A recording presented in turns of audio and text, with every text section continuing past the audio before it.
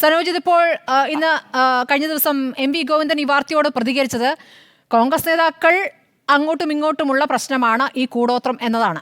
അദ്ദേഹം അത് പറഞ്ഞു ചിരിക്കുകയും ചെയ്തു. അങ്ങനെ ചിരിച്ചു തള്ളാവുന്ന ഒന്നായിട്ടാണോ കേരള രാഷ്ട്രീയത്തിലെ പ്രധാനപ്പെട്ട നേതാക്കൾക്കെതിരെ ഉയരുന്ന ഈ തെളിവുകൾ? അങ്ങനെയാണോ, അതിനെ ചിരിച്ചു തള്ളാവുന്ന വിഷയമായിട്ടാണോ നിങ്ങൾ കാണുന്നത്? ഗോവിന്ദ മാഷ് ആ കാര്യത്തെ ശുദ്ധാസംബന്ധം എന്ന് തന്നെയാണ് വിശേഷിപ്പിച്ചത്.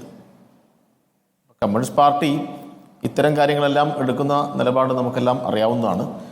ഇപ്പം എനിക്ക് മുന്നേ സംസാരിച്ച രണ്ട് പേർ, അതിലൊന്ന് ശ്രീകുമാർ എന്നാണ് പേരെന്ന് മനസ്സിലാക്കുന്നത്, ഞാൻ സ്ക്രീൻ കാണുന്നില്ല. രണ്ടാമത് സംസാരിച്ച ആളും ഈ രണ്ട് ആളുകളും ഇതിനെ ന്യായീകരിക്കുന്ന ഒരു നിലപാടാണ് സ്വീകരിച്ചതെന്ന് തോന്നുന്നു. ഒന്നാമത്തെ ആളുടെ ചർച്ചയാണ് കൂടുതൽ എനിക്ക് കേൾക്കാൻ പറ്റിയത്, രണ്ടാമത്തെ അത്ര വ്യക്തത ഉണ്ടായിരുന്നില്ല. ഏതായാലും ന്യായീകരിക്കുന്നതായിട്ടാണ് എനിക്ക് തോന്നിയത്.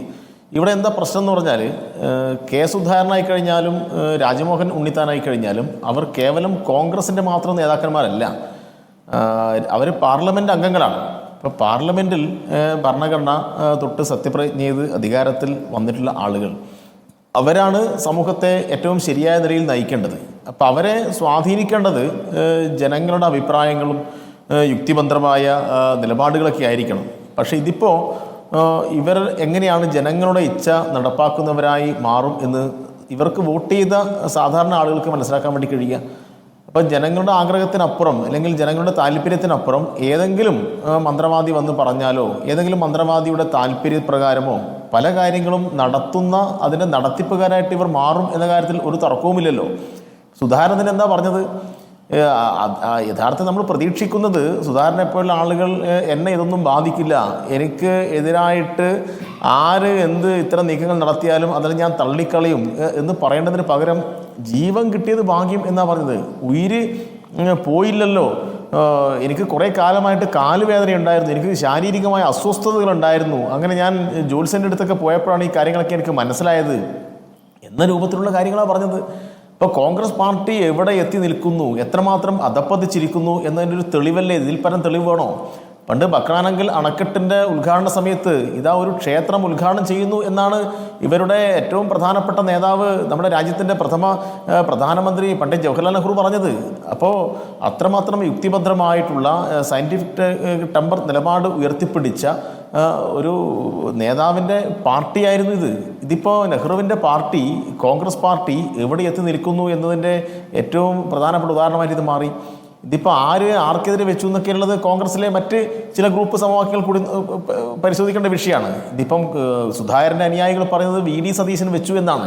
അപ്പോൾ സുധാകരൻ അടുത്ത മുഖ്യമന്ത്രി സ്ഥാനാർത്ഥിയായി വരും എന്നാണ് ഇപ്പം കോൺഗ്രസിൻ്റെ സുധാകരൻ അനുകൂലികൾ പറയുന്നത്.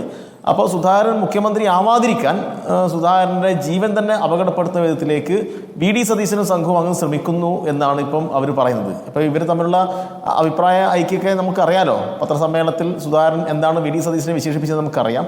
അതുകൊണ്ട് ഇവർക്കിടയിലുള്ള ഈ ഐക്യത്തെക്കുറിച്ച് നമുക്ക് ആർക്കും സംശയമില്ല. അതുകൊണ്ട് ഈ ഐക്യം ഇങ്ങനെ ശക്തിപ്പെടുന്ന സന്ദർഭത്തിലാണ് സുധാകരനെ തീർത്ത് കളയാൻ വേണ്ടിയിട്ട് ഇത്തരം കാര്യങ്ങളുമായിട്ട് വരുന്നത്. രാജ്മോഹൻ ഉണ്ണിത്താനും മോശമല്ല, അദ്ദേഹം ഇത് തുറന്ന് സമ്മതിച്ചിട്ടുണ്ട്. നമ്മൾ സാധാരണ ആളുകൾ ധരിക്കുക ഇതൊക്കെ ഇങ്ങനെയൊക്കെ സമ്മതിക്കുമോ, ഇങ്ങനെയൊക്കെ ആളുകൾക്ക് മുന്നിൽ തുറന്നു പറയാൻ ഒരു മടിയില്ലാതെയല്ലേ ഈ കാര്യങ്ങൾ പോയത്. അപ്പോൾ ആളുകൾക്ക് ഇത് അത്ഭുതമാണ്. ഇപ്പോൾ കോൺഗ്രസ് എത്രമാത്രം അപകടത്തിലേക്കാണ് പോയിക്കൊണ്ടിരിക്കുന്നതിൻ്റെ ഏറ്റവും പ്രധാനപ്പെട്ട തെളിവായിട്ട് നമ്മുടെ മുമ്പിൽ ഇത് നിൽക്കുകയാണ്. അപ്പം അതുകൊണ്ട് നമുക്ക് വേണ്ടത് യഥാർത്ഥത്തിൽ നല്ല ശാസ്ത്രബോധം ഉയർത്തിപ്പിടിക്കുന്ന, യുക്തിബോധം ഉയർത്തിപ്പിടിക്കുന്ന, ജനങ്ങളെ ആ നിലയിൽ നയിക്കാൻ ശേഷിയുള്ള ഭരണാധികാരികളാണ്.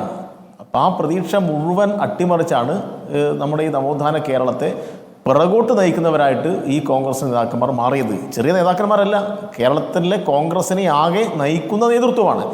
അപ്പോൾ അതിൽ കൃത്യമായിട്ട് അഭിപ്രായം പറയാൻ കോൺഗ്രസിൻ്റെ മറ്റ് മുതിർന്ന നേതാക്കന്മാർ ധൈര്യം കാണിക്കണം എന്നാണ് അഭ്യർത്ഥിക്കാനുള്ളത്. ജനങ്ങളോട് ഉത്തരം പറയേണ്ട ബാധ്യത കോൺഗ്രസ് പാർട്ടിക്കുണ്ട്. ഇപ്പോൾ കോൺഗ്രസ് ഔദ്യോഗികമായിട്ട് അങ്ങനെ ഒരു നിലപാടുണ്ടോ ഇല്ലയോ എന്ന് നമുക്കാർക്കും ഇപ്പോൾ മനസ്സിലായിട്ടില്ല. അത് സുധാകരൻ പറഞ്ഞത് തെറ്റായിരുന്നു എന്ന് പറയാൻ കോൺഗ്രസ് പാർട്ടിയിൽ നിന്ന് വേറെ ആളില്ലാത്തത്. മറ്റ് പല കാര്യങ്ങളിലും പല വിധത്തിലുള്ള അഭിപ്രായങ്ങളും പറയാൻ ആളുകൾ മുന്നോട്ട് വരുന്നുണ്ടല്ലോ.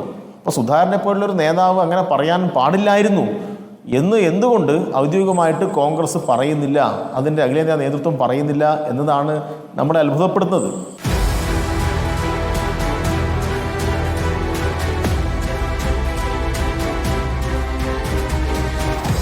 ഡിബേറ്റ് വിത്ത് സ്മൃതി പരുത്തിക്കാട്.